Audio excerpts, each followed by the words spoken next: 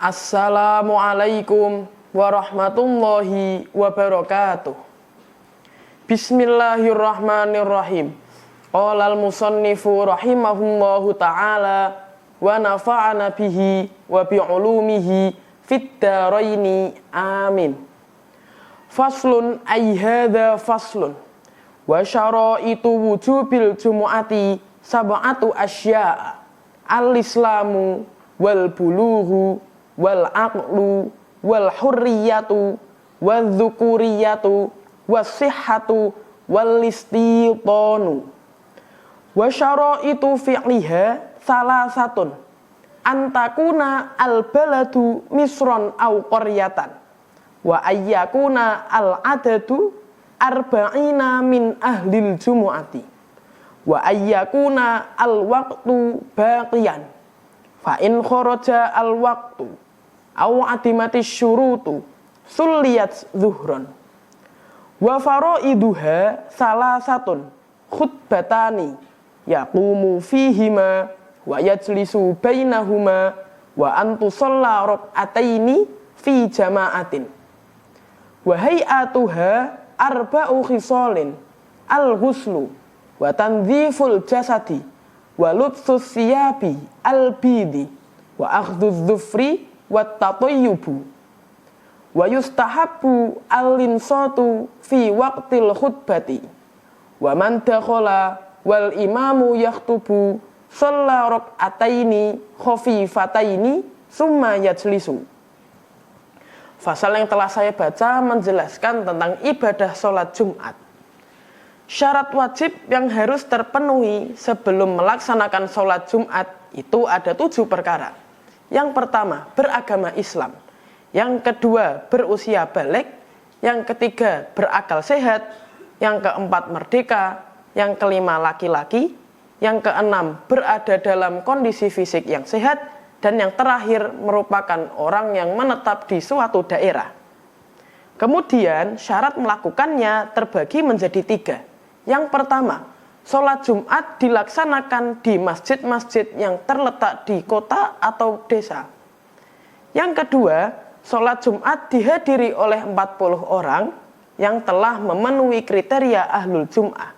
Dan yang ketiga, sholat Jumat dilaksanakan di waktu yang tetap. Maksud dari waktu yang tetap di sini yaitu adalah waktu sholat zuhur. Maka apabila waktunya telah usai atau syarat-syarat yang telah disebutkan tadi tidak terpenuhi, maka waktu tersebut diganti menjadi sholat zuhur.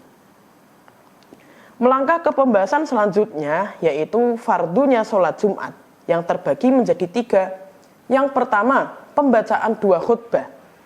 Pembacaan 2 khutbah di sini dibacakan oleh khotib secara berdiri. Yang kedua, masih dalam pembahasan khutbah, yaitu duduk di antara 2 khutbah.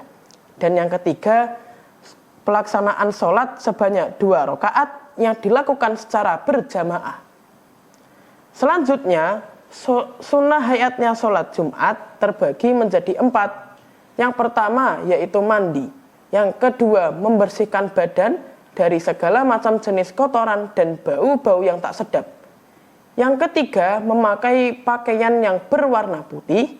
Dan yang terakhir, memotong kuku yang panjang dan juga memakai wewangian. Pada saat khutbah berlangsung, disunahkan bagi makmum yang ada untuk diam dan mendengarkan khutbah imam secara seksama.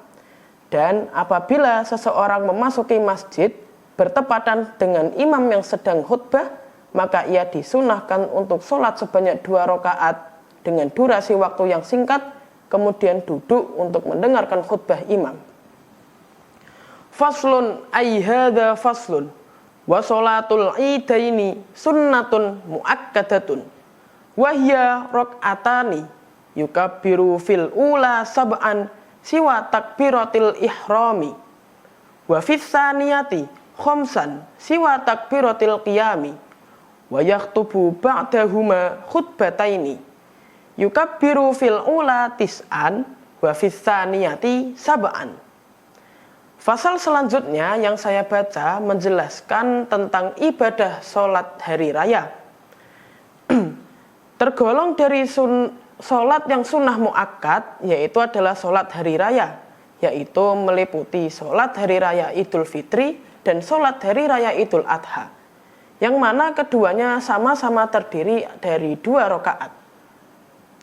Pada tata caranya, yaitu pada rakaat pertama dibacakan takbir sebanyak 7 kali dengan catatan selain takbiratul ihram, dan pada rakaat yang kedua dibacakan takbir sebanyak 5 kali selain takbir ketika bangun dari sujud. Setelah sholat usai dibacakan 2 khutbah yang dibacakan oleh khotib, yang mana khotib membaca takbir pada khutbahnya yang pertama sebanyak 9 kali dan pada khutbahnya yang kedua sebanyak 7 kali. Wallahu a'lam bishawab. Demikian penampilan saya, atas perhatiannya terima kasih. Wassalamualaikum warahmatullahi wabarakatuh.